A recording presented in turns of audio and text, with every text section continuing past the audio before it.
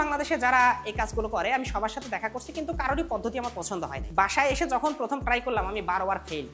পরিবারের লোকজন তো হচ্ছে মানে খেপে ভূত। 12 বারের পর হচ্ছে আমি আস্তে আস্তে দেখলাম যে না, আমার সাবান জমতেছে। কতদিন বলতে হচ্ছে আপনার, আমি 12 বার ফেইল্ড হয়েছি। আমি 12 বার চেষ্টা করার পর আমি সাবান প্রথমে একটু জমাইতে পারছি, তাও ওইটা হচ্ছে একদম মানে নরম ছিল। তখনকার অনুভূতিটা সেই রকম। এইটা হচ্ছে মানুষের রিজিক বলতে পারে, কারণ হচ্ছে এটা যে সবার হাতে হবে এমন, কারণ আমার সাথে অনেকে শিখছে সাবান বানানো, তারা পারতেছে না এখন, কিন্তু আমার হাতে হচ্ছে।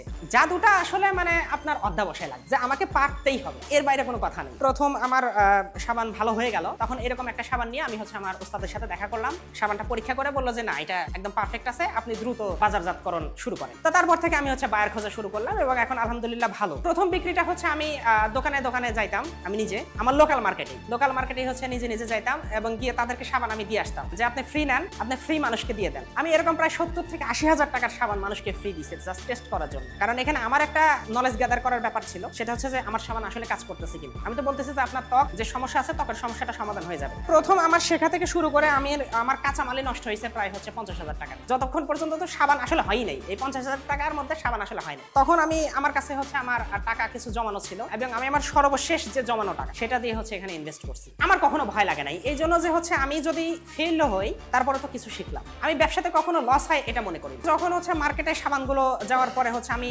মানুষকে দেখাইলাম, মানুষ ব্যবহার করলো, ব্যবহার করার পর আমি তো হচ্ছে প্রত্যেকটা প্যাকেটের সাথে আমার নাম্বার দিয়ে দিচ্ছি। আমি নিজের থেকে হচ্ছে আবার তাদের ডেটা কালেকশন করতাম, তাদের ডেটা কালেকশন করে তাদেরকে ফোন দিতাম, বা হচ্ছে তারাও আবার আমাকে ফোন দিত যে না ভাই সাবানটা ভালো নিছিলাম। তো যখন এই ফিডব্যাকগুলো হচ্ছে দোকানদারদের কাছে আসতেছে বা যারা হচ্ছে মার্কেট জাত করতেছে, আমি তো ম্যানুফ্যাকচারার, মার্কেট জাতের আলাদা লোক আছে, অনেকেই দেখা যায় যে আমার এখান থেকে বানায় নেয়, তার ব্র্যান্ডে চলে, এরকম অনেকগুলো ব্র্যান্ড আছে। তারা যখন নিয়ে যাচ্ছে কাস্টমার ফিডব্যাক ভালো পাচ্ছে, তখন হচ্ছে আর পিছনে ফিরে তাকাইতে হয় না। একটা আছে চর্মরোগের সাবান, ওই চর্মরোগের সাবানটা হচ্ছে আমার নিজের ফর্মুলেশন করা। আমি প্রথম হচ্ছে এই হ্যান্ডমেড সাবানের মধ্যে একটু ভেরিয়েন্ট করছিলাম, তো ভেরিয়েন্ট করার পর নিজের শরীরে আগে প্রয়োগ করলাম। তো আমার 2 বছরের হচ্ছে চুলকানি ছিল, তো প্রথমে এটা সেরে গেল। তো এরপরে হচ্ছে আমি আরো আশেপাশের লোকজনের মধ্যে, ফ্যামিলি সার্কেলের মধ্যে তখন দেখলাম যে হচ্ছে অনেকেই এরকম রোগ, বিভিন্ন ধরনের চর্মরোগ, তো সবাইকে দিলাম এবং রেজাল্ট আলহামদুলিল্লাহ ভালো। তখন হচ্ছে আমি এটাকে আরো ডেভেলপমেন্ট করলাম, আমি আরো রিসার্চ করে ডেভেলপমেন্ট করে এটা এখন মার্কেটে খুব ভালো চলতেছে চর্মরোগের সাবানটা। এইটা হচ্ছে সাবানের মূল যে কাজটা করবে, এটা যে কোনো তেলের মধ্যে দিলেই এটা হচ্ছে আপনার সাবান হয়ে যাবে। সাবান তৈরির প্রথম ধাপ। এখন এটার তাপমাত্রা হয়ে গেছে 130 ডিগ্রি সেলসিয়াসের কাছাকাছি। এইভাবে রেখে দিব নরমাল টেম্পারেচারে। এটা যখন 70-র কাছাকাছি আসবে তখন হচ্ছে আমরা এটা ব্যবহার করব।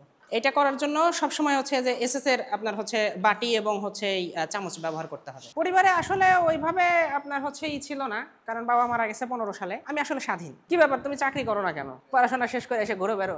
কিন্তু আসলে আমি যে ব্যবসা করতেছি এইটা তো আমি কাউকে বুঝতে দিতাম। আসলে ওই যে ফেইল্ড বিজনেস গুলো ছিল, ওগুলো ছিল হচ্ছে আপনার মূলত এক্সপিরিয়েন্স গ্যাদার করা। আমি জানতাম যে এই ব্যবসাতে আমার লস হবে, আমি এটা জেনে তারপরেও হচ্ছে আপনার লস করতাম, এইটা তো আমি কাউকে বলতাম না। তাদের কথাগুলো ছিল হচ্ছে লাগার মতন, পড়াশোনা করে এসে তুমি কেন এই কাজ করবে। আমি পড়াশোনা করছি হচ্ছে আপনার বায়োকেমিস্ট্রি এন্ড মলিকুলার বায়োলজিতে। আমি একজন পেশাদার বায়োকেমিস্ট। স্কিন এবং হেয়ার এই দুটো নিয়ে হচ্ছে আমার মূলত গবেষণা, এটা নিয়ে হচ্ছে আমার হিউজ স্টাডি আছে। এর জন্য কি করা যায় সেখান থেকে হচ্ছে আসলে সাবানের প্রজেক্ট। বিশ্বের সবচেয়ে দামি দামি জায়গাগুলোতে যান, যেখানে হচ্ছে বিলাসবহুল জায়গা, আপনি সেখানে কি কোনো চাকরিজীবীকে খুঁজে পাবেন না। আপনি দুবাই যান, হ্যাঁ কোনো চাকরিজীবী নাই। আপনি মালদ্বীপ যান, কোনো চাকরিজীবী নাই। পাতায়া বিচে যান, সেখানে গিয়ে আপনি কোনো চাকরিজীবী খুঁজে পাবেন না, দেখবেন সবাই ব্যবসায়ী। এই ধরনের জিনিসগুলো চিন্তা করে আসলে ব্যবসার দিকে আসা, এবং এটা আমার মধ্যে আমি যখন কৈশোর থেকে হচ্ছে যৌবনের দিকে পদার্পণ করছি তখন থেকেই হচ্ছে এই জিনিসগুলো আমার মধ্যে গ্রো করছে। যেহেতু পরিবার আমাকে পড়াশোনা করার সুযোগ দিছে, অবশ্যই হচ্ছে আমার চাকরি করার একটা চাপ পরিবার থেকে ছিল, কিন্তু আমি তাদেরকে বিভিন্ন সময় বিভিন্নভাবে ম্যানেজ করে আমি হচ্ছে ব্যবসাতে আমার পড়াশোনার সাথে আমি রিলেট করে যেটা চিন্তা করছি যে কেমিক্যাল নিয়ে কাজ করলে তো আমি অনেক কিছু করতে পারবো, কিন্তু